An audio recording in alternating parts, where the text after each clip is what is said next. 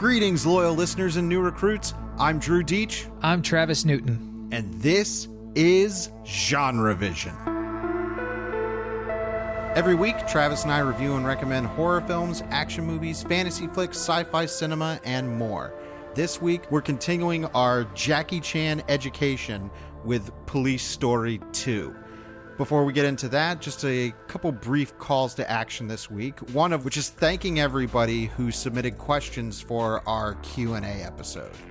You guys really stepped up. It's one of our longest episodes in the history of the show. I really think it's one of the best episodes we've done this year. I would agree. We had an absolute blast doing it, and we'll do it again in about 6 months. And if it's any indication, we're going to have more than enough questions to choose from, because this time you guys really showed up and gave us so much great material. Thanks again.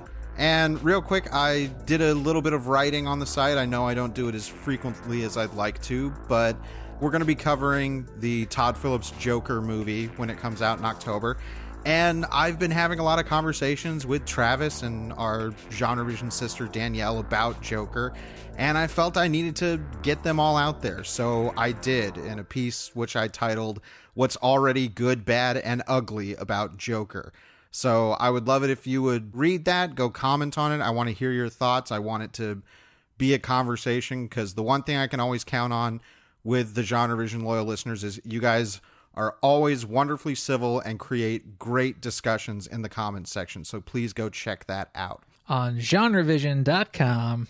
Well, let's get to it. Police Story 2. Now, for a little recap, the first Police Story was the very first Jackie Chan movie Travis and I had ever seen in total. Obviously, we'd been aware of Jackie Chan and certainly experienced him in kind of bits and pieces, but never really sat down and watched an entire film of his. And if you go listen to our Police Story episode, we kind of fell head over heels for that movie. Well, it's a classic. I think it's an absolute masterpiece of its genre. I think it's one of the best Hong Kong action films of its era, and probably ever. It is just a stuntacular masterpiece. Yeah, and I really think Police Story is going to go down as one of my favorite films that I've watched this year so far. Probably, yeah, I would say the same. And Police Story 2, I thought, could be a really serious contender for the next spot on the list, pretty much. Yeah, Police Story 2 obviously had a high bar to clear for us after how much we extolled the virtues of the first movie. And I gotta say, like, starting off, I was genuinely surprised to find out that Police Story 2 is a very direct sequel to the first movie. Yes, obviously we're going to reveal some spoilers here from the end of Police Story 1, but this picks up pretty much right after Jackie Chan's character Ka-kui puts the bad gangster Chu Tao behind bars. And of course, in putting Chu Tao behind bars, he pretty much wrecked an entire shopping mall. And so he's getting chewed out by his bosses, some guy named Uncle Bill, and then the superintendent. Raymond. Yes, Raymond. So they have to give him hell because he basically wasted a ton of public dollars, and he is a representative of public service, basically, in Hong Kong. And, you know, we can already see that his relationship with his superiors in this film is going to be pretty rocky. Yeah, I mean, this really more sets up Jackie Chan's character, Ka-kui, as the stereotypical loose cannon cop who doesn't play by the rules. Now his attitude is still very subservient, and he wants to be a good police officer, and he's not a hothead around his superiors or anything.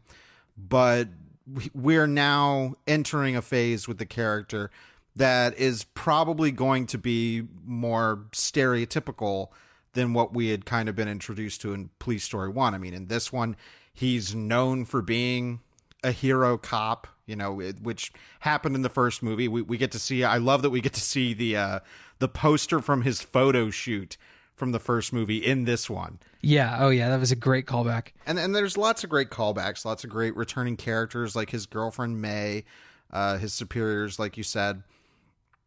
And very early on in the movie, I received a huge shocker when Chu Tao, the villain from the previous movie, is revealed to have been released from prison on a compassionate release because he's incredibly ill and the doctors say he only has 3 months to live. And the way they reveal this, in which he's in a car that pulls up to Ka-kui and he's got his sniveling toady henchman John Ko talking smack to Ka-kui, and John To leans back and reveals Chu Tao. I flipped out. I was like, oh my gosh, he's free. He's back. This is going to be a revenge story against Ka-kui, and he's going to be messing with him. I was so set up for that. And I don't know if it's a spoiler, but that is not where the movie goes. Right. Yeah. The movie kind of has two distinct halves, and we'll get there. But the first half is dominated by fallout from the first film. So I was just as surprised as you were that Chu Tao showed back up. I mean, my note literally is, holy shit, Chu Tao is out on compassionate release, in all caps. Yeah, mine is caps. Mine is just, what? In all caps? Chu Tao isn't in jail? I was totally psyched by it. So in this first act of the film, Chu Tao's goons, his lackeys led by this guy John Ko, keep tracking down Ka-kui and harassing him. And they actually manage to find May's apartment.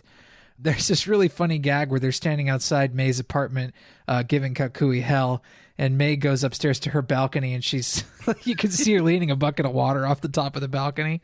And Ka-kui, who can almost never catch a break, he steps into the falling stream of water just as the car pulls away.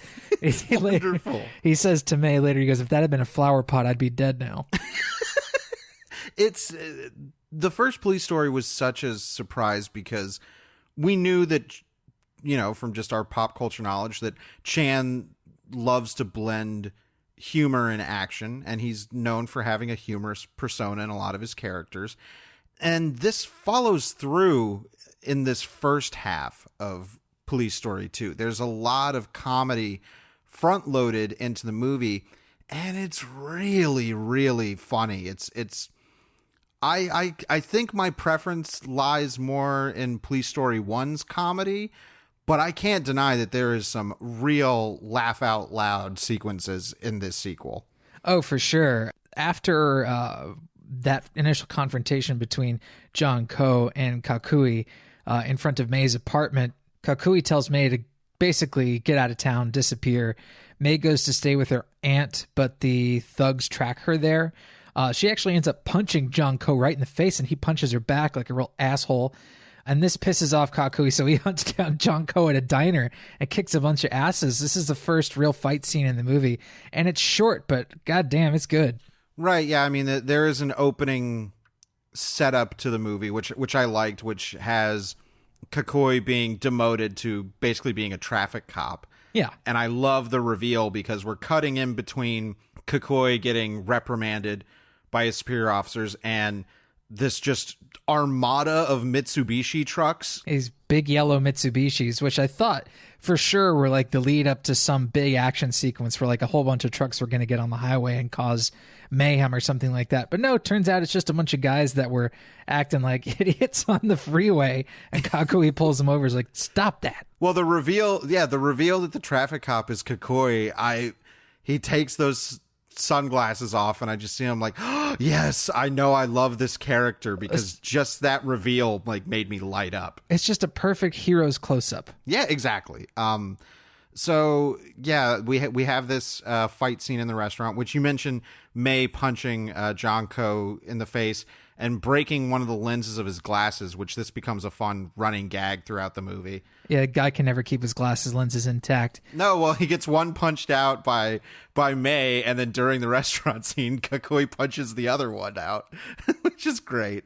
At the diner fight, there is this one gag where one of the goons gets his crotch completely fucked by it's like several panes of glass and some decorative wall in the restaurant. Some divider has little panes of glass in it, and the Y of his crotch just goes bang bang bang bang bang bang bang through all the glass. And it's like it really is cringeworthy. And then a truck crashes through the wall. We're already back to like, yes, thank you. This is exactly what I want. Exactly. No, this feels like the Police Story we knew and loved. With just new settings. Like, I like that this is a very interior fight in a restaurant that just kind of breaks out. And after this, because of all the devastation, Chan gets, scolded again. And it's in this scene that I realized how polished Jackie Chan had become as a director between Police Story and Police Story 2. He directed 3 other movies in between Police Story and Police Story 2. And by the time he got to Police Story 2, he had really improved his direction, specifically with the non-action scenes. And this moment where he's getting scolded after this restaurant's been destroyed, the camera is always moving. It's either dollying in for a zoom on a character or circling around Ka-kui while he's getting scolded. And it's so dynamic, and it makes that scene just come alive. It's really dynamic. It's always in motion, but it is never like too hyperkinetic or overdone. No, it feels appropriate for every action it takes. For sure. Like the first time I noticed the camera movement was way better is there's a scene where they cut back to the police station after you find out about Chu Tao's release, and characters pull up to like the parking lot in a car, and the camera moves up and back to reveal the parking lot in this gorgeous, gorgeous wide frame. And I thought, they're running some different energy on this. Like this has way more polish and way more thought put into how to keep the camera moving and composed for the wide frame. Like he still loves using those really wide lenses for scope. So much so that you see some pretty significant barrel distortion at the edges of the frame.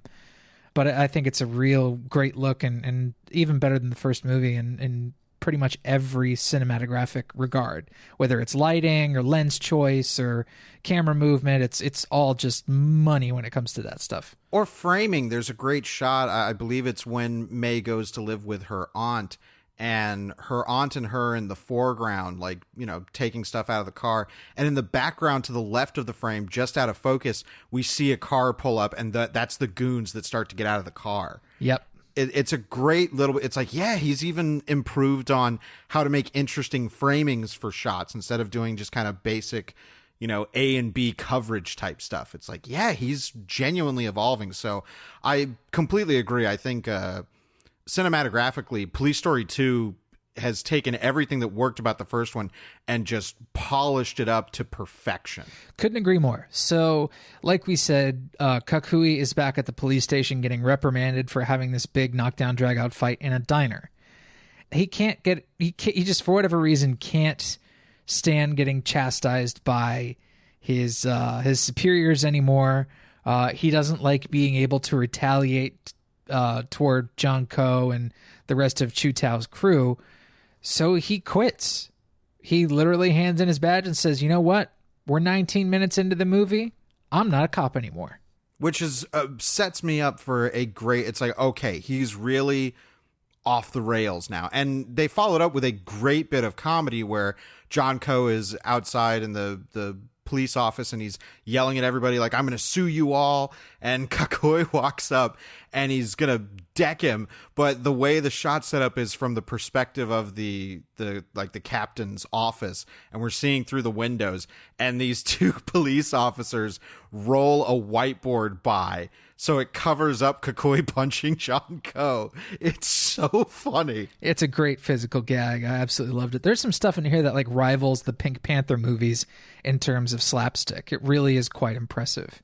Yeah, I mean, I really love the humor in this. That the one bit that didn't quite work for me is there's a pretty wild fart gag in the movie. Fart in an elevator. It is a pretty raucous fart gag, if I do say so myself. It came totally out of left field too, and from a character that, in the first movie gave no indication that he would ever do anything like that. So I thought it was really, really funny, but hey, I'm pretty easy to please when it comes to fart gags. Oh yeah, I mean, it definitely pulled the rug out from under me. And the way that it's played off is, I think, funnier than the actual setup. Yes, I would agree. But yeah, I mean, there's so much good stuff because we get this setup of, okay, Ka-kui, he's not going to be on the police force anymore. He's done. And he's like, I'm going to go on vacation. I'm, going to take May. We're going to go to Bali. And then, of course, something happens. We have this bombing at a mall. Yeah, he's at a mall to go to a travel agency to buy tickets. And just as soon as he gets his tickets, there's a bomb threat in the mall. Right, and the police officers that are on the scene know him, and he's coordinating with them. And at first he's kind of like, I don't know if I should do anything. I'm supposed to be out of here. I'm not even supposed to be here today. Right. Well, I mean, and this is another, very typical. He's basically entered John McClane mode. Yes, exactly. He just can't get away from his duties, basically. But he's drawn towards his duties. Like every time he tries to think, I really need to get out of here and go do something, they find something that they know is going to reel him back in because he just loves policing. So he, of course, ends up getting wrapped into this whole bombing investigation because there is a bomb in the mall. They're able to evacuate everyone, and they think that it's just a hoax, and everyone's really mad at Ka-kui for getting this done. And then it's right when they're chastising him, we get this wonderful, huge explosion of them blowing up this mall. I mean, if you like gigantic building explosions, you're going to like Police Story 2 quite a bit. Oh, yeah. There are a couple of real notable, well, more than a couple. There is a heap and helping of pretty good explosions of buildings in this flick. And some minor fireworks as well. But after this, there is an extortion plot that kicks in. The owners of the mall are having some sort of meeting, and they receive a phone call from some guy who says he wants $10 million in 24 hours, or he's going to blow up their other properties. Ka-kui once again tries to think, this is not my problem, I'll let everybody else handle this. So he gets on a plane, tries to leave the country with May, but as soon as they're sitting in their seats on the plane, there's a, quote, problem with his passport, and they pull him off the plane. And of course, it's frickin' Raymond and Uncle Bill who are like begging him to come back and work on this mall bombing case. Right, well, because they come around to like, we need somebody who has the experience and who can take be the public face of this investigation, and it's got to be Ka-kui because he's our big hero cop and all this. And so Ka-kui gets drawn in, and this creates more distance between him and May. Well, the plane takes off with her, and I think it literally creates more distance between them. Yeah, I mean, quite literally, she gets sent. I don't know if she makes it all the way to Bali, but she gets held up somewhere, and she gets held by police somewhere in customs. I forget along the way, Jakarta or something like that. But while that's going on, Ka-kui is back in his police stuff and working on this bombing extortion investigation, and they get a suspicion. They want to find out what's going on with this company that owns these properties in the mall. They think it might be an internal problem. So Ka-kui and Uncle Bill go to this big building where where the office is for these owners. And this is where we have the fart in the elevator scene. Right. But more to my liking is Ka-kui is going to go in and he's going to plant these bugs so that they can record the conversations. And he goes into a big boardroom, but then all of a sudden a bunch of them start coming in. So he hides under the table by literally like jumping up into the underframe of the table and holding his position there. And the way that they shoot this reveal of him hiding under the table is so cool. Oh, it's really, really great. It's just as good as the one in Danny DeVito's Matilda. Yeah, actually, I would agree with that. This is all working pretty well so far. And then we have another fight with Chu Tao's men who've just been, like we said, they're just constantly harassing Ka-kui and May. And eventually they meet up with Ka-kui near this playground, and we get a big fight sequence centered around this playground with just so many great gags. We do. I mean, we're forgetting a really, really funny scene in between this, but we'll get back to that. I got to talk about this playground scene with you. This is where the movie sort of kicks off and gets back to what you really love about the first Police Story. The choreography in this playground fight scene is so inventive by using the stuff that's on location to pull off incredible gags. I mean, you had watched, I think it was Piranha 3D, the Alexandre Aja movie to prepare for Crawl, and you were talking about the gore in that movie, and you're like, any number of gags in this movie could be the best gore gag in like any other movie. The gore is just that good. And that's the same with this fight sequence in Police Story 2. Pretty much every stunt gag in this fight sequence could be the best stunt gag in any other friggin' movie. This is the kind of scene that makes the Police Story films, at least the first two, make so many other action movies look like fucking chump change. I agree 100%. If out of the two Police Story movies that we've watched, I would definitely rank this playground fight in like the top 3, fist fight action sequences in these two movies. Sure. And then after he runs away from the playground fight, a car chases him down an alley, eventually into a dead end where it crashes into the wall. He barely manages to escape getting nailed against the wall by this car by jumping up onto the fucking hood and then kicking his way through the windshield. It's like totally jaw-dropping, awe-inducing, just makes you want to stand up. It is incredible stuff. That gag is my favorite in the movie by far. The high angle at which they're shooting it. So Chan is running up the wall. He's basically jumping into the camera for us and seeing just the proximity of this car crashing into the wall, him narrowly avoiding it, and on his downward motion, kicking through the windshield to kick the back. It is, oh my God, it's so good. I just want to go watch it right now. Yeah, well, and when they finish this sequence, when he finally sees John Ko again, he says, "Next time I'll kick your ass." As if he didn't kick John Ko's ass already. It's pretty funny. Well, I love there's a bit where after that car bit, he's walking towards these guys in an alley and they're scared of him. And he's like trying to rip a pipe off the wall. It won't come off. And then he steps on like a box that pops and like sounds like a gunshot. And it just makes them all scatter. It's so good. It's like, man, Ka-kui is such a great character because he is a doofus. He's not a guy that often is trying to get himself into these situations, but once he's in them, he's a total badass. Totally. Now, the sequence we missed before this that actually ends up being one of my favorite sequences in the film is May coming back to Hong Kong after her whole stint in custody at customs, wherever it was. She comes back, she walks into the police station. It's pouring rain outside, and she is fucking pissed. She yells at Ka-kui in front of the entire force and basically chases him all the way into the men's locker room as he's trying to escape her. There's a bunch of just naked dudes taking showers.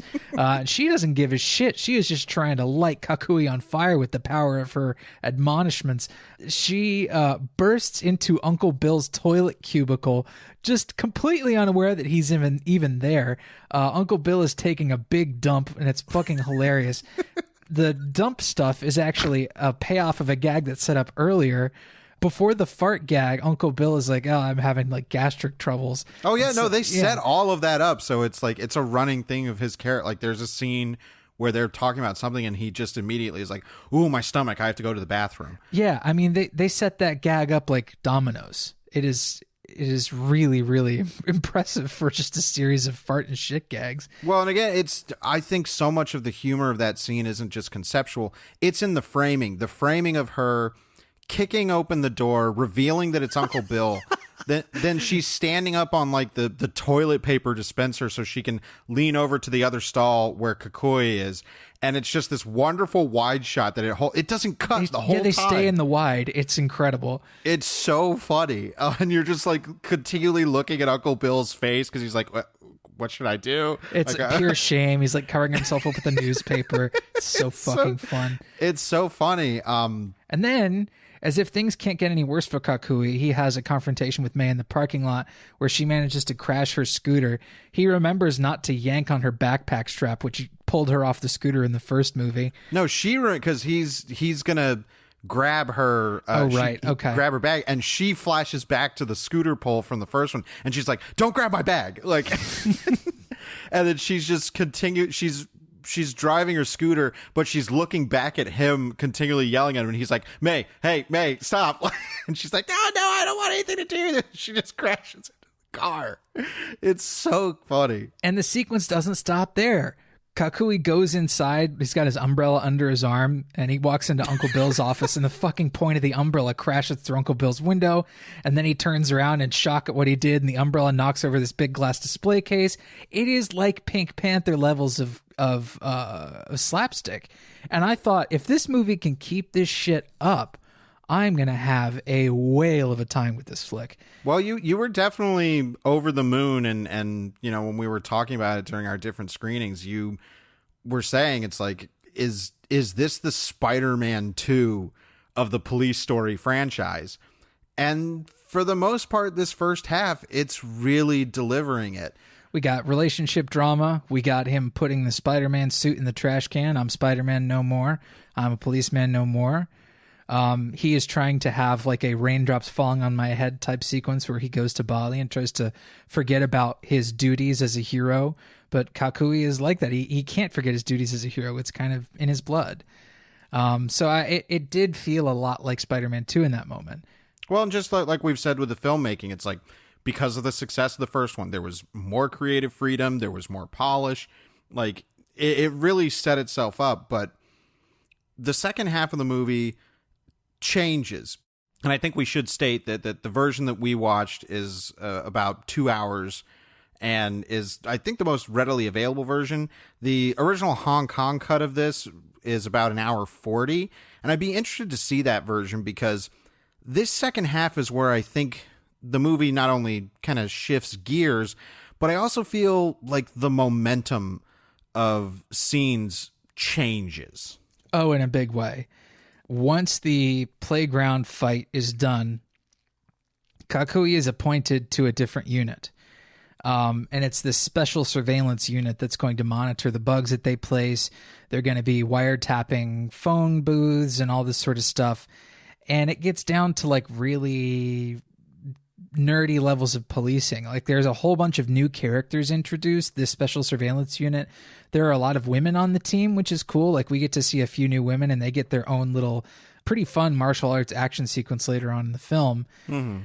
But the movie loses its way in quite a few ways. The tone shifts to be way darker and grittier. It really does feel like a different movie. It's unfortunate because there's stuff during this kind of what I dubbed the surveillance section of the movie. Oh, when Jackie Chan goes to disguise to try to meet the dynamite dealer. Oh, well, we'll talk about that too. But there's a great thing where one of their surveillance vans is a Canon camera van with an image of the camera, and the actual movie camera zooms in to the lens of this illustrated camera on the side of the van to reveal that is actually a camera inside the van. It was like, that's a cute, cartoony, almost Naked Gun gag. Right, it's like a Naked Gun or Austin Powers type gag. But of course, because this movie's so well directed, it's beautifully executed. Yeah, so I was like, okay, so I started to get back up. I'm like, well, if I'm okay with this change, if it's able to keep this kind of mood and tone. And there is some fun stuff, like Jackie Chan Ka-kui is trying to find out who is supplying these bombers with their dynamite. And so he has to go undercover. So he goes to this really seedy bar and he's got big, nerdy glasses and a fake mustache on, and he looks fantastic. That's probably where I got the inspiration to get my current mustache going. So there you go. Something really good came out of Police Story 2. But there's a great moment in here where he actually gets frisked by police because the person that he's trying to buy dynamite from rats him out.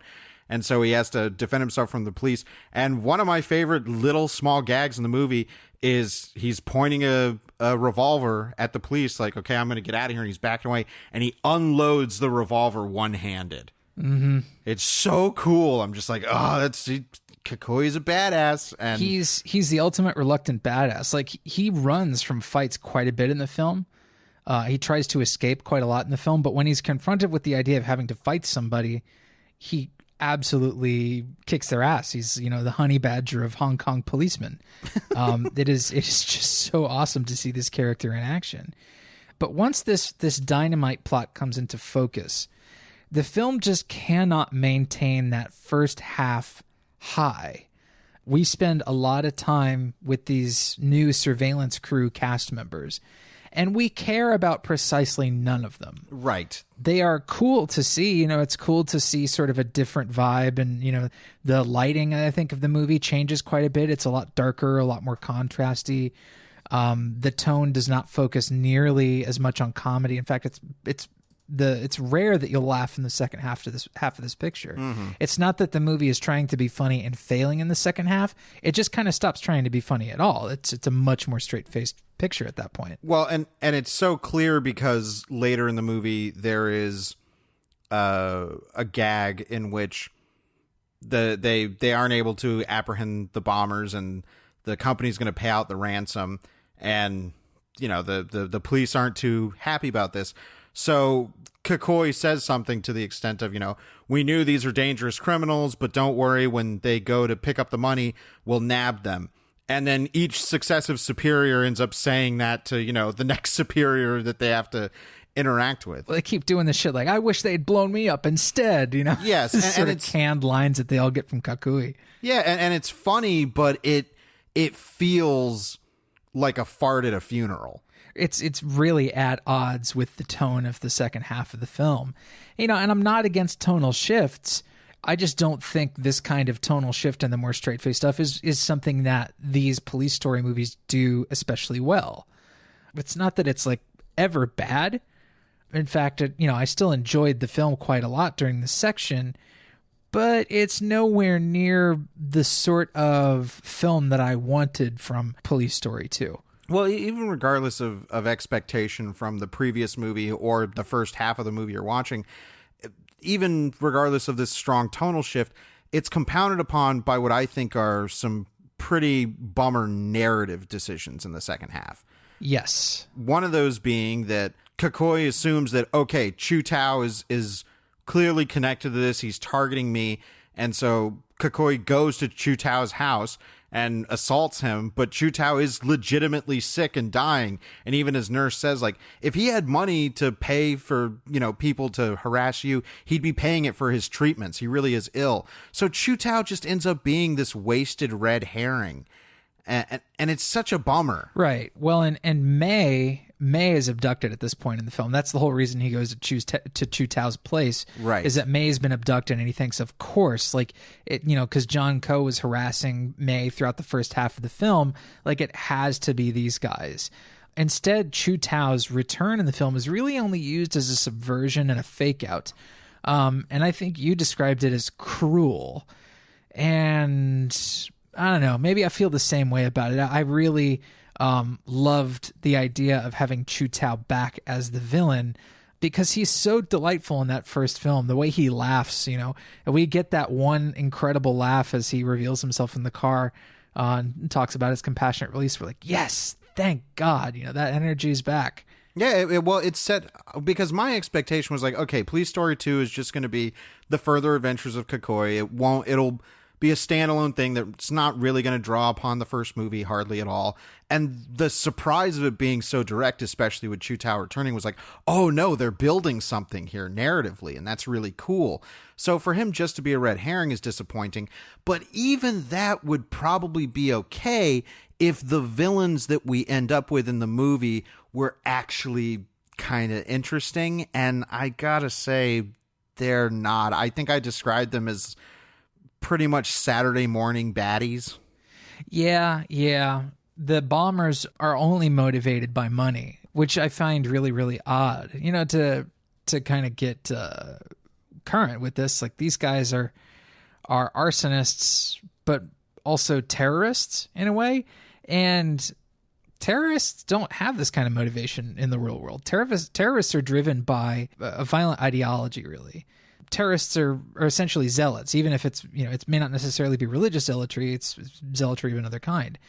And these guys just aren't that. These guys just want to blow places up and make money, which is very cartoonish. Well, there's lip service paid during the climax where they're kind of saying, like, the reason we're doing this is because we're poor, and this is the only way that we can, better our situation in life. So it's like, okay, I guess you're trying to throw some kind of class in the end, because Ka-kui literally starts preaching to them like, hey, if you give yourselves up, you'll only get 10 years and you can come up and you could be a productive member of society. And he basically tells them that if you work hard and do good, you'll be a rich person. I wonder if that's just kind of like an iffy translation.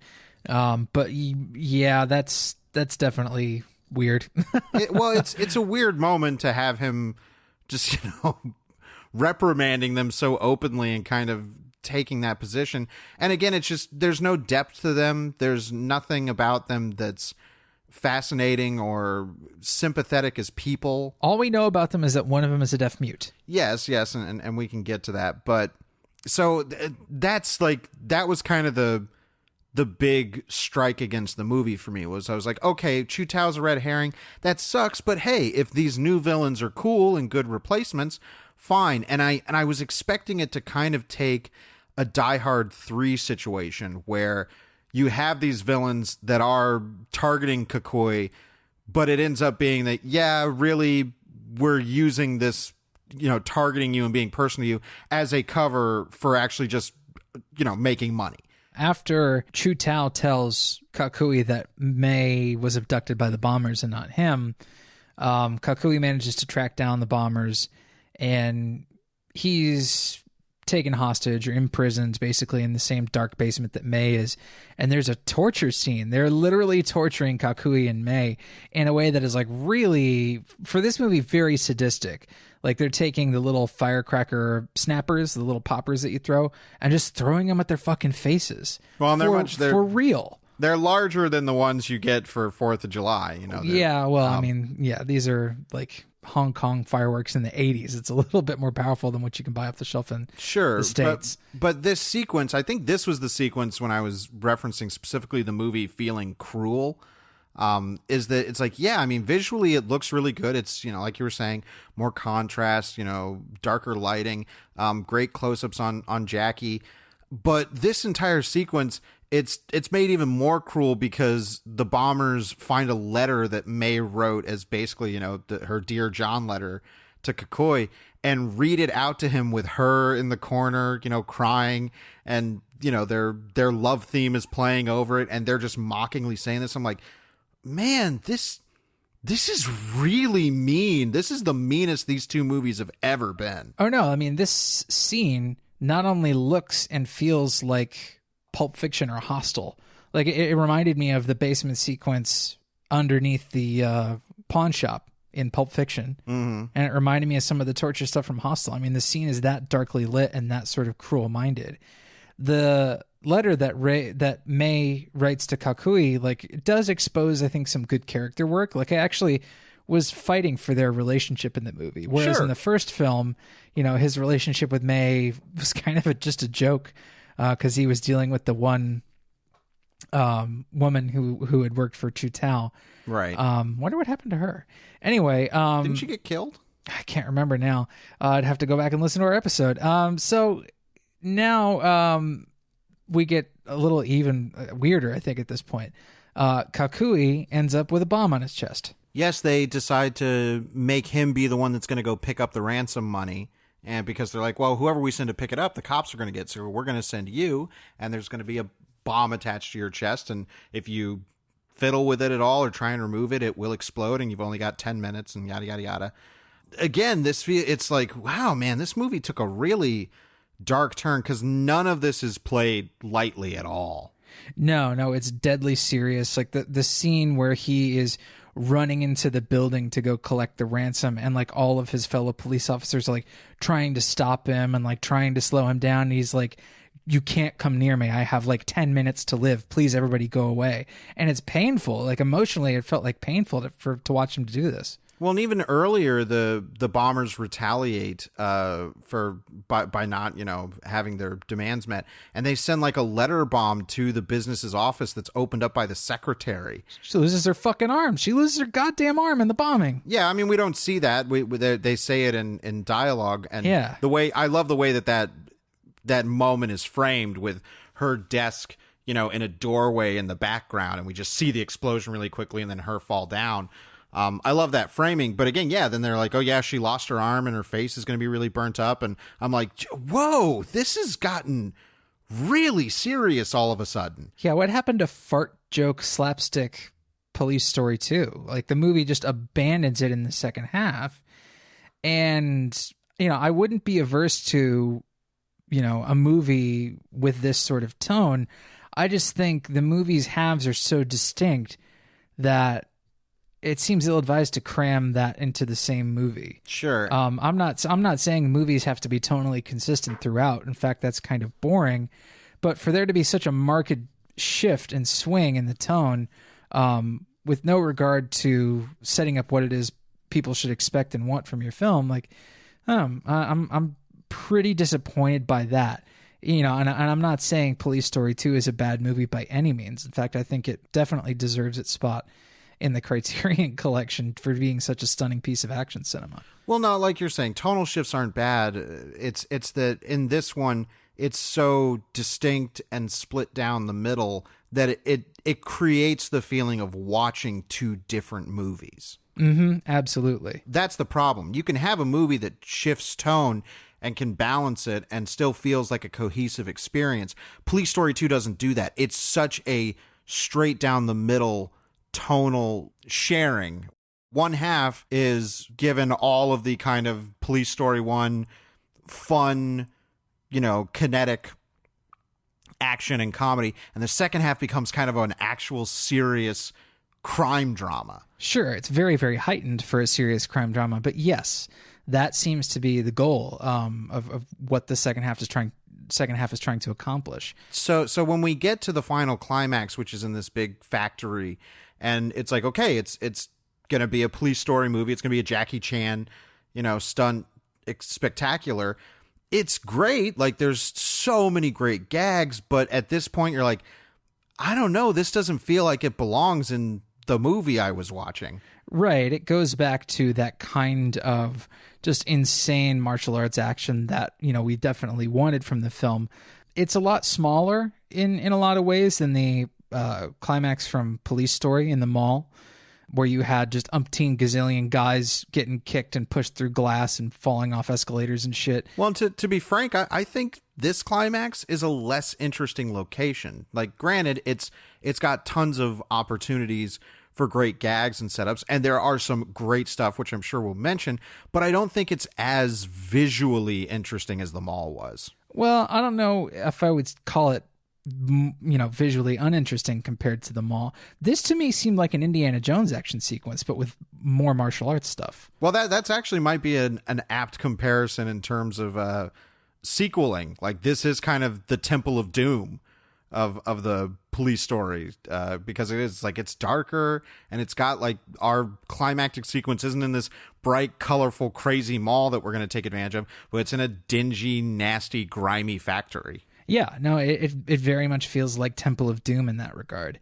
But really, the thing that takes the cake in this section of the climax is the fight he has with the deaf mute character. Yes, I mean, he has been he's not obviously the leader of this group, but he's kind of our most distinct villain at this point, because he is a deaf mute. He's got just such specific mannerisms that the movie takes advantage of, probably in a way that would get it really scolded if it came out today. Yeah, no, they would not do this kind of stuff today. Like, the only thing the guy actually verbalizes is just gibberish. He keeps saying like "abba, abba, abba, abba" over and over again, to the point where you're like, really? Again? More of this? Okay. But there's a total, like, just a great number of gags in this. One that seems really simple, but I know is going to be one of the images that sticks with me the most from this movie, is when Chan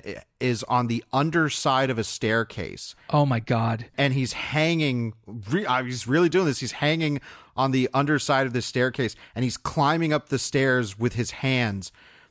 It's jaw dropping. It's so terrifying to watch that. Yeah, well, and they're in this like really, really tall building with these really tall staircases. Like, it feels so dangerous.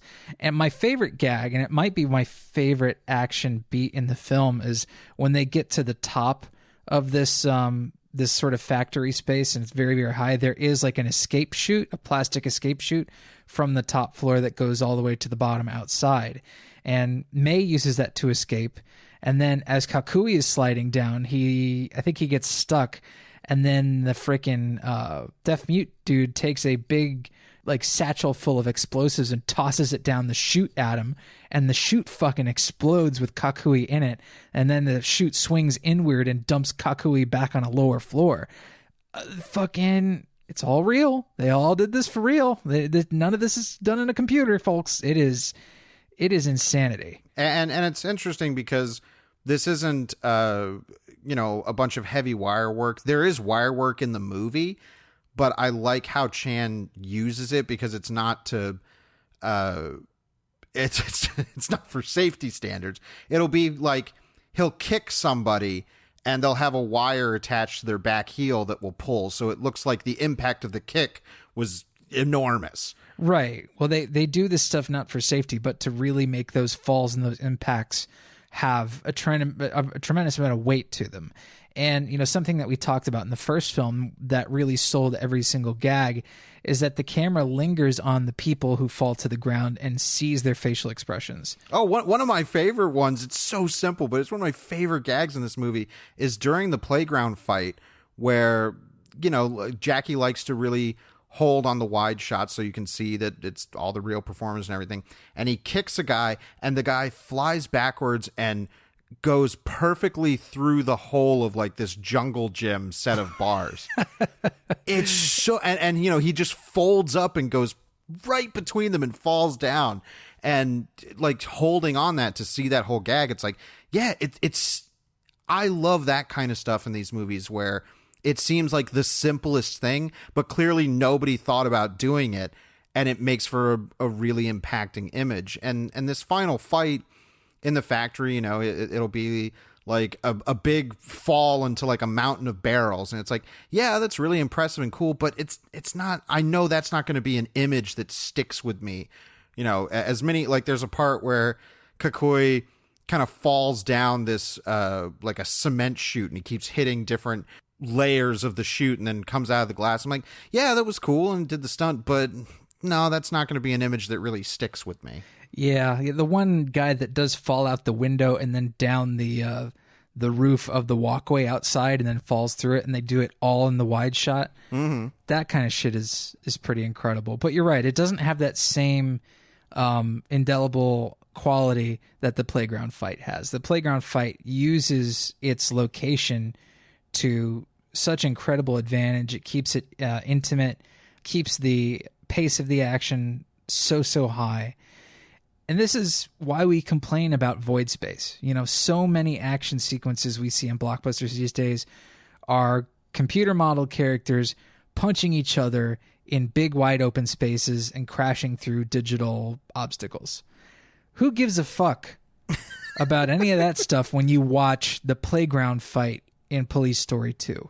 No, yeah, I mean, it's, the tactility is so much what we miss in this kind of action cinema. And it's not, you know, and it's so interesting to see, like on the Criterion disc that I have, looking at how action blockbusters were really cribbing from Jackie Chan, the Police Story movies. Like in the first one, that big shantytown destruction, I totally forget they do the exact same thing in Bad Boys 2. Yep. Mm-hmm. With a Hummer, so it's way worse. Right. and so this tactility is important. That's why, you know, I'm not saying that any of the stunts in this final climax in the factory, I'm not saying they aren't impressive. They all are. They're really impressive. Oh yeah, the fall into all the barrels looks incredible. It's all great, but and like I said, I mean, the one image that will stick with me the most from that scene is him on the underside of that staircase. Like, that's just such a great concept. Oh yeah.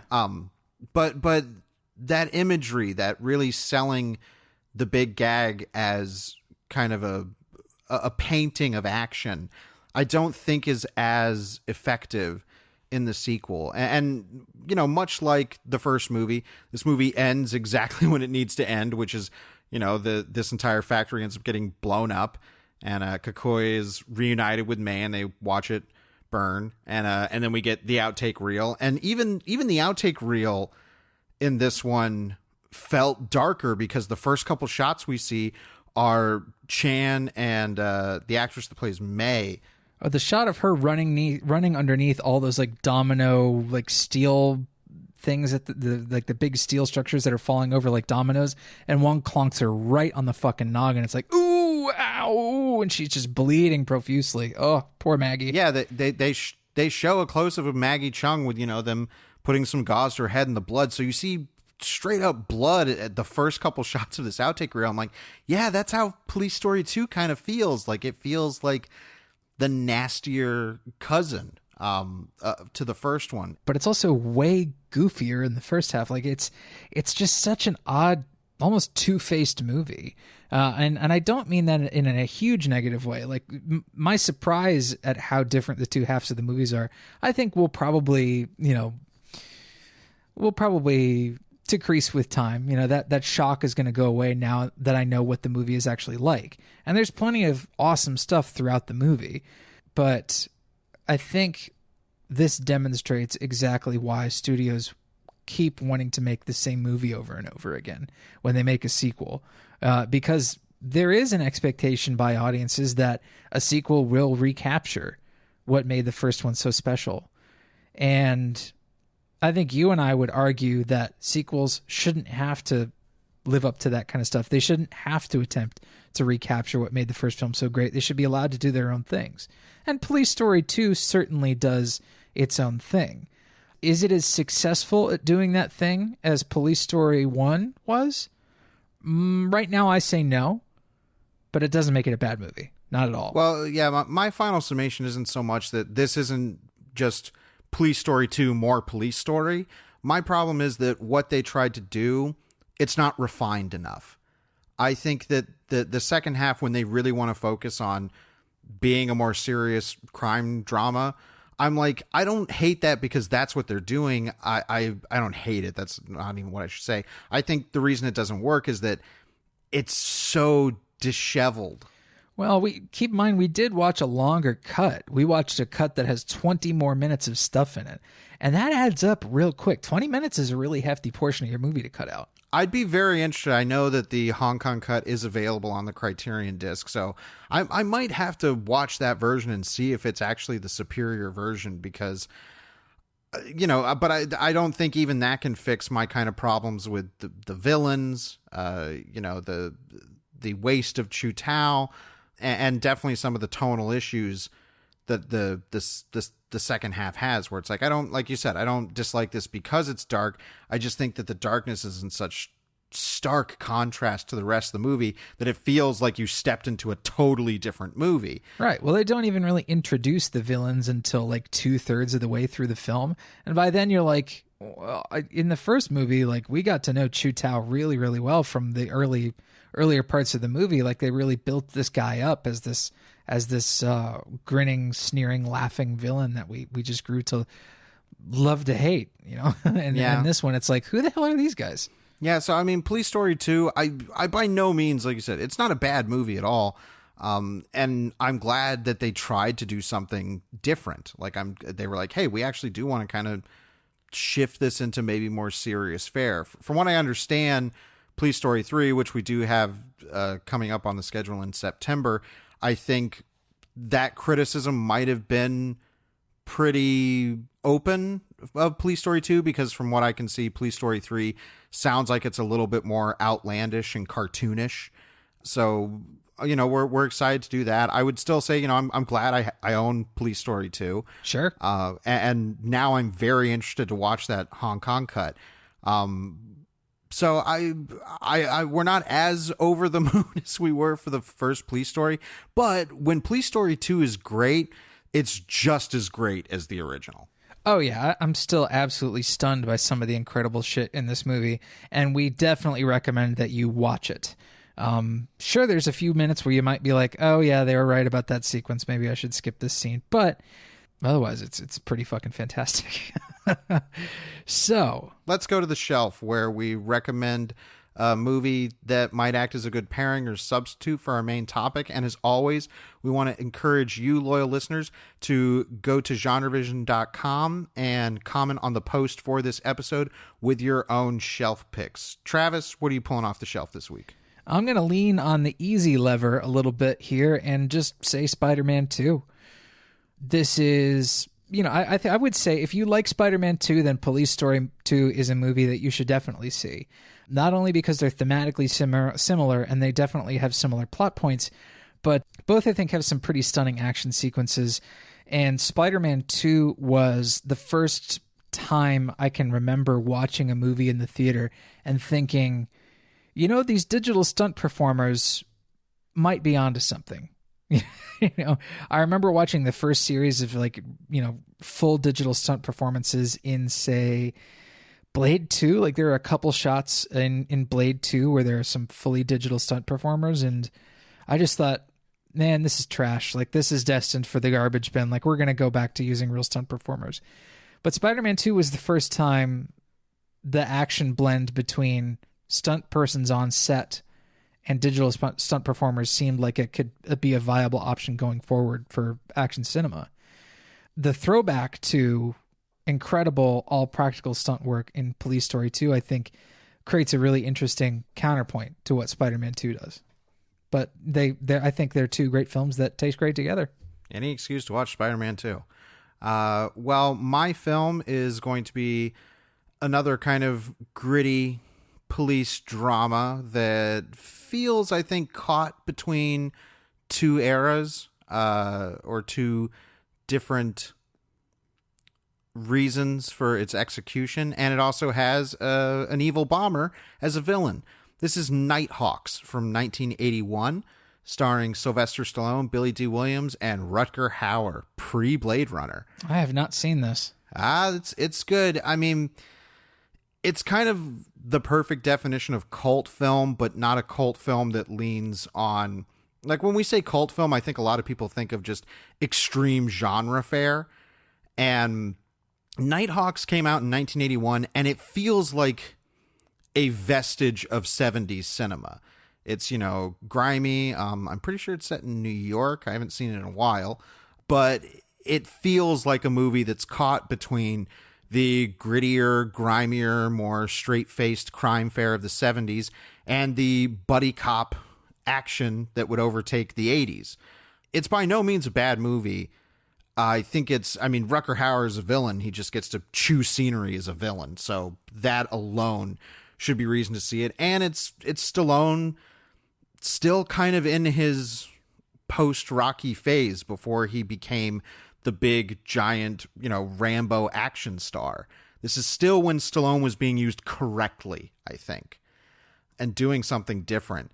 It's a movie that I think, I don't know if it would appeal specifically to you, Travis, but it's definitely one that I think deserves a little bit more love. I think Shout Factory has a Blu-ray out of it. And it's one that I'm sure a lot of people actually haven't seen. It's kind of been a little forgotten, especially in the Stallone canon. And it's one worth checking out. Most of the action involves the Roosevelt, that air ferry thing. Yeah, I got you. Yeah, that is held hostage by Rutger Hauer, and he's threatening to blow it up. And that's like the big kind of setup for the movie.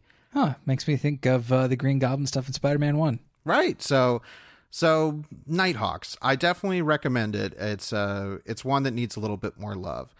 And let's do some currently consuming. Num, num, num, num, num. And this week, I think it's going to be a joint effort currently consuming, because we have two things to talk about that we both watched. Yeah. First thing let's talk about, and we'll get it out of the way, is My Cousin Vinny. I had been watching a YouTube channel called Legal Eagle, where a lawyer talks about the sort of legal accuracy of depictions of law in films. Is this the guy that I keep seeing recommended to me? Like It's Always Sunny gets lawyered. Maybe that's it, but I think that might be it, in fact. But for the most part, those videos are pretty darn good and do explain, what is going on in terms of legal terms. It's not like a CinemaSins thing. It is definitely more educational.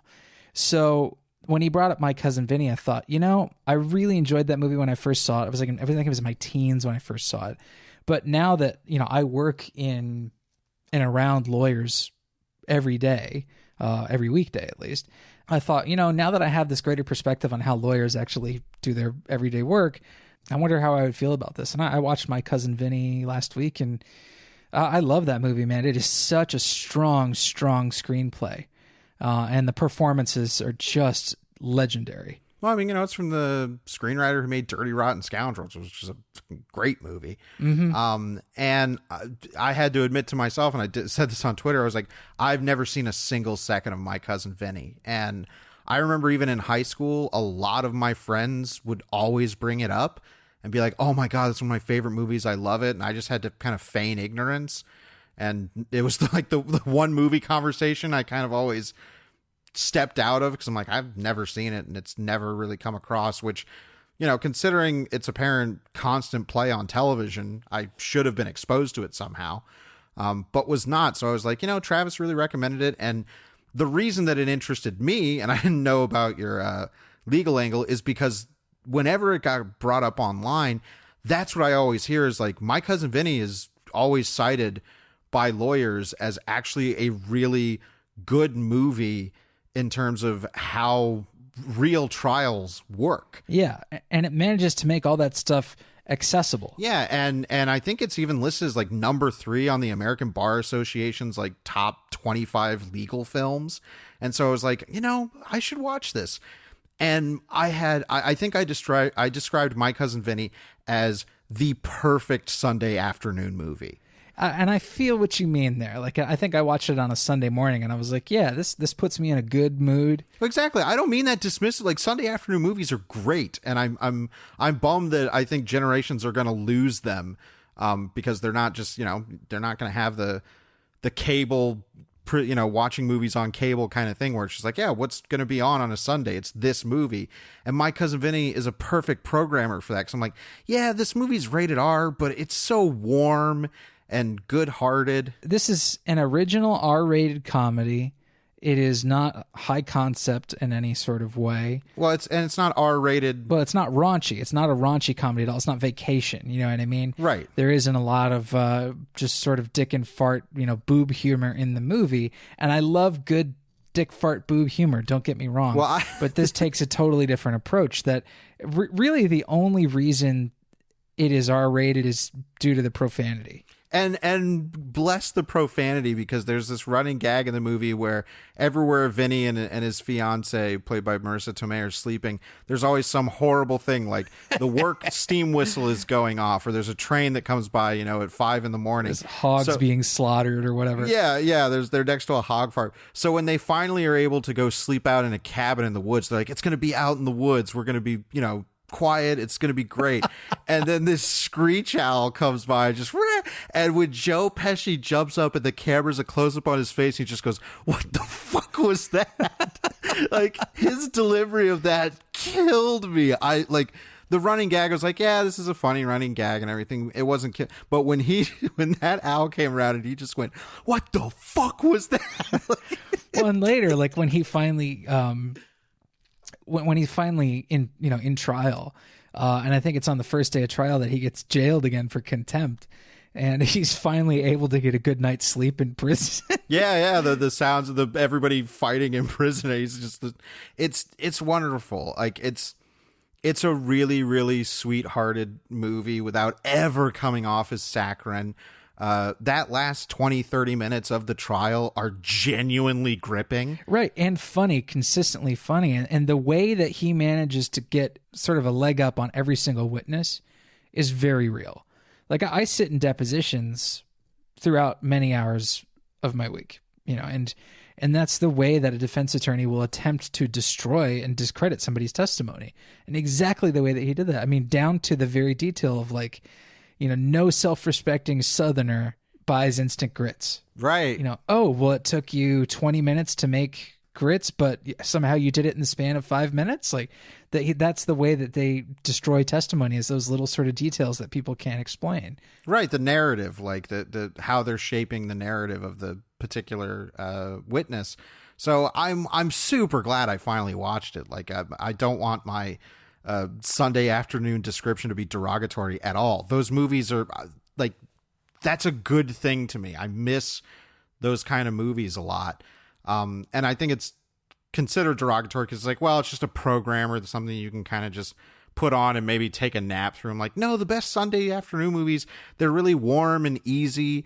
And it was a movie, I know we got this in our Q&A, where it was like, yeah, I kind of didn't have to rack my brain the whole time. I just kind of let the movie hug me. Sure, but it's not like it's all heart. Like, the movie definitely requires some smarts to get exactly everything that's going on. No, sure, even though it makes it accessible, it's still at its core a legal drama. That's the conflict of the film. And as such, like, there is some dry stuff that you have to just basically understand, you know, as the legal stuff plays out. stuff like Vinny as a defense lawyer can actually send a request for production and get all the documents that the prosecution has. It's little stuff like that.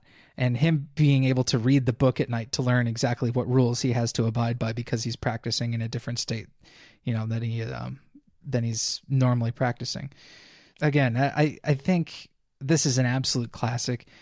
Probably not for its direction. The direction is certainly a little bit functional. Not in the first 10 minutes where it's just like, hey, how many Dutch angles can we put in here? That was so off-putting. These angles are so Dutch, they're spinning windmills. And it's only in like that. I know why they're doing it. It's to, from the kids' perspectives to seem, like this is an off-kilter world that we're in. I understand the intention, but it became like, it was a little Kenneth Branagh's Thor after a while. Yeah, a little bit. But no, yeah, I'm really glad I finally saw My Cousin Vinny, and it's certainly one that I can see myself revisiting. The other thing we wanted to talk about was the third season of Stranger Things, or the way they like to, they look at it very cinematically, Stranger Things 3. I know we did an episode on Stranger Things, and you and I were less than enthusiastic about Stranger Things 2. Well, to be clear, like to go back and, look at this narrative, when you and I talked about Stranger Things 1, I was pretty, not enthused about the majority of the season. I thought the show kind of looked a little dingy. Wasn't crazy about it until, those last couple episodes, I saw potential in it. And then season 2 came out and it was way brighter and colorful and more energetic. And, I actually managed to have fun with Stranger Things season 2. I didn't think it was particularly great, but I thought, if the improvement from season 1 to season 2 keeps going, this could go somewhere really cool.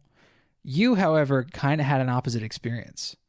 Season 1, you actually were on the record as like being head over heels in love for it. I was. I really, really loved it. And then just now retroactively, it's because we've experienced so much fallout from the success of Stranger Things. Yeah. That I think it's colored the glasses of looking back at that first season, which isn't fair to that first season, but I really like what it did. And yes, it's doing everything that everybody doesn't like about it, which is leaning heavily on nostalgic imagery, and it's, product placement. Oof. Sure.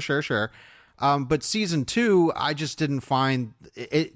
Season 2 was like, oh no, is this just going to be the same story every season, but changed around enough so it feels different? Yeah, I mean, really, I found season 2 to be a fun stylistic exercise. Did it manage to kind of support itself for all 9 hours? I thought it did fairly well. And it had some kind of structural oddities to it, like 11 going away to a completely different city for a single episode. And which everybody hated, but that was the one I'm like, oh, okay, maybe they're trying to break out of this narrative similarity. Even if it doesn't work, I appreciate them trying to discover new avenues. And everybody despised that episode. And I was like, okay, I think it's just we're going to get more of the same. But Stranger Things, and I mean, you're obviously... we're more focused on this as a visual exercise. And I think that I was not able to take that in as much because of my either love or issues with the ongoing narrative. But Stranger Things 3 is the first time in the series where I think the visual language and execution made me pay attention to it, and it melded the best with the ongoing story. Yeah, I'm in 100%, agreement with that. I think Stranger Things 3 is the whole enchilada. It has a story that I really liked. It has the visual panache and the auditory panache to really tie it all together. I think it is an absolutely incredible looking and feeling 8 hours.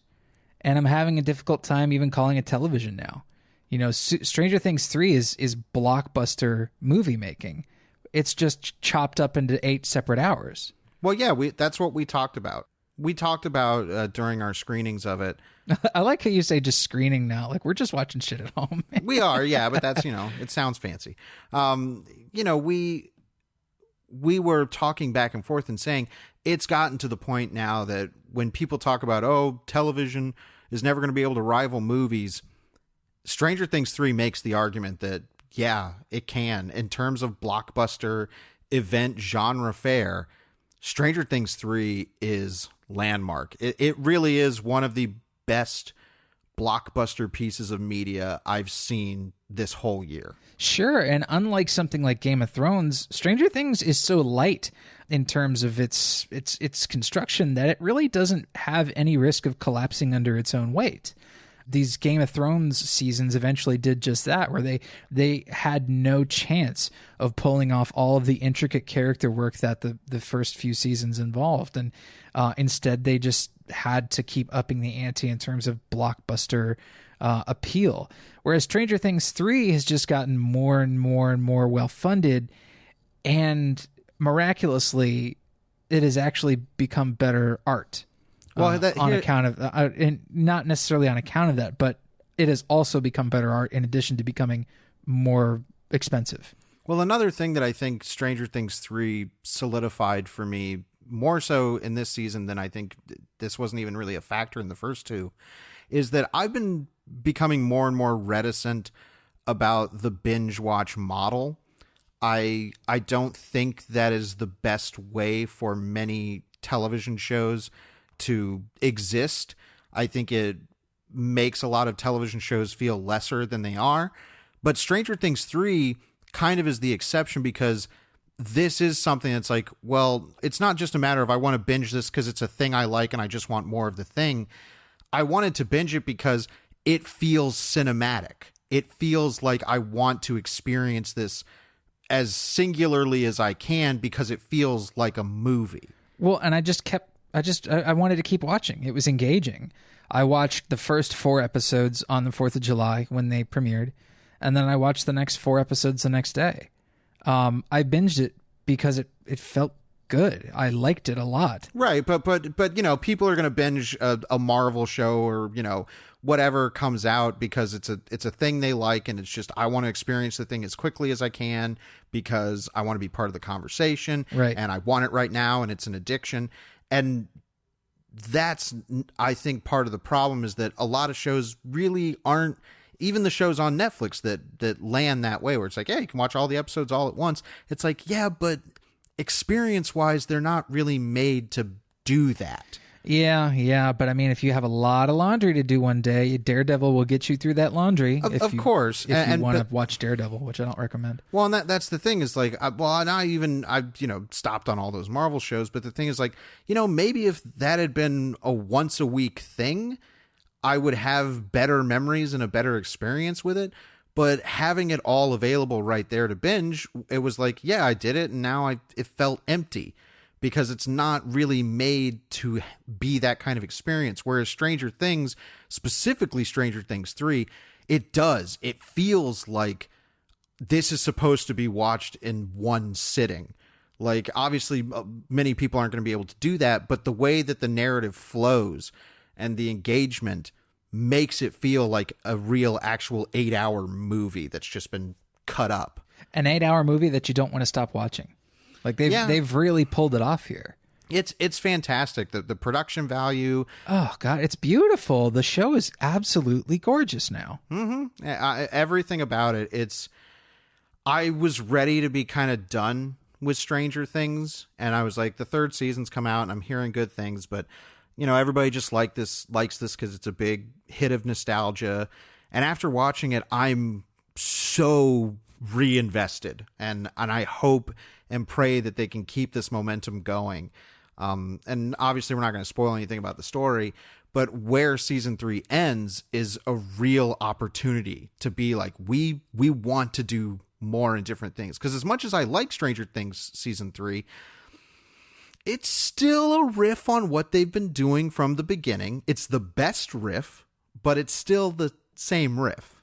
Right. Season 1, ended with a little bit of a cliffhanger, and season 2 had to pick that up. And so season 2 felt like just, the next step, the next logical step from season 1. It wasn't doing anything drastically different at all. Will Byers was, instead of being abducted, he was possessed, which is really just a different kind of abduction. He's not there. It's somebody else there. And the villain from Stranger Things 3 is the same one from Stranger Things 2. That's not really a spoiler. It's the Mind Flayer. And the ending of season 2 basically tells you that. It tells you the Mind Flayer is not gone. It's going to be back. And sure enough, welcome to season 3. It's the Mind Flayer again. Yeah, so I mean, where they go, I'm very intrigued. I'm glad to have been surprised by it because it really took my breath away. Just how beautiful it was produced, and maybe we'll talk about it more in our extended currently consuming. We can get more spoilery. I'll say visual effects. Like this has a great couple monsters in it, and they're not practical. And, it was like I talked about with Spider-Man 2 being the first instance where I thought, man, these CGI stunt performers might actually be worth something. Stranger Things 3 is one of the first things I've seen. I thought, well, you know what? Maybe you don't have to have a practical monster to make a great monster movie. Yeah, maybe. I mean, like we said, maybe we'll save that more specific conversation for another day. But yep. Yeah, we recommend Stranger Things 3. Highly. But let's close out with our Comment of the Week. And since we didn't do Comment of the Week last week, since we had our Ask Us Anything episode, we're actually going to follow up with the comments from our Midsummer episode, which has still been getting comments to this. I think even earlier today or yesterday, there was still more discussion going on, which I'm so happy that episode and that movie are creating that. And we also got a ton of shelf picks, which I love you guys for doing this. So I want to just list those really quickly. Cthulhu Bob's shelf picks were The Ritual and The Endless, which are both cult movies. I've not seen The Ritual, but I have seen The Endless and liked it quite a lot. I think you'd like The Ritual. It's, it's not nearly as good as or as impressive as The Endless is stylistically or intellectually, but I think it's a pretty decent movie about a cult and a monster. Okay. Eric Johnson said The Wicker Man, which we were going to mention in the episode as the obvious choice, but we totally spaced on it. But yes, you should absolutely watch the original Wicker Man. And then Steven Nispella, also his shelf pick was the remake of The Wicker Man with Nicolas Cage, which I know has been memed to death, but I've actually never seen it in total. So same here. I'm a little curious. Loyal listener Hobb actually recommended a book called The Santa Roga Barrier, which is written by Dune novelist Frank Herbert. And the premise that he lays out here, you should look this up, sounds really cool. Mm-hmm. Loyal listener JT Kennel recommended War of the Roses, because that's another big dramatic breakup movie. I've also never seen that. Me neither. And Moldy Wilson, this wasn't really a shelf pick, but they specifically said that watching this felt very similar to watching Darren Aronofsky's Mother. And that got brought up recently, and we both actually went back and I think listened to our episode on it, and we were both like, maybe it's time to revisit Mother. Yeah, it may in fact be a high time to go back to Darren Aronofsky's Bible Nightmare. Yeah, but we did want to highlight from loyal listener Nicholas Otteson. I'm sorry if I'm saying that last name wrong. But we mentioned in the movie that there's a moment where the lead character, Danny, starts speaking the language of the cult. And we were like, is it Swedish? Is it Danish? What is it? And he actually says, I'm a Swede. And the scene where Danny dances and starts talking to the other women, unless I've gone completely deaf, she didn't actually speak Swedish. It sounded like some made up mumbo jumbo language that resembled Swedish, but no clear words were spoken. So I'm very happy that we have actual experts to give us insights on this kind of stuff, because this is why we value your input. It gives us a better appreciation of these movies. Yeah. And this, the movie not making this obvious in the course of the film actually inspired more conversation to happen. It's great that these movies can inspire conversations, and I'm glad that they can happen at GenreVision.com. Well, I think that's going to wrap it up for this week. Next week, it's time for the 9th film from Quentin Tarantino. Yes, we'll be covering Once Upon a Time in Hollywood, a movie I am so curious about. I'm excited because it's a Tarantino film, but I have to say, I'm strangely apprehensive about it. Yeah, I, for whatever reason, have not really felt any kind of huge excitement for it. No. Can't tell you why. When I watch the trailers, I'm like, yeah, I want to see that. Oh, absolutely. Every time they've been, the marketing's kicking up and the TV spots are happening. I'm like, yeah, man, that looks really fun. But it's not the same energy as Hateful Eight or Django Unchained or Inglourious Bastards or I don't anything. know. Maybe we just expect these kinds of movies to fall at a different time during the year. At the height of summer seems like an odd place for this film, which will likely be an end of year awards contender. But we'll see. We'll see. We'll see. I mean, it's a new Tarantino movie, and one that seems to be the most pointed exploration of his particular love of cinema that he's ever done. So I'm sure there will be plenty worth discussing, and we hope you'll be back here next week when we do just that. So as always, we want to thank you so much for listening. I'm Drew Deach. I'm Big Money Dollars. Nobody's going to know what that means. Go listen to the Q&A episode. You have to know what that means. We'll see you next week. Right here on GenreVision.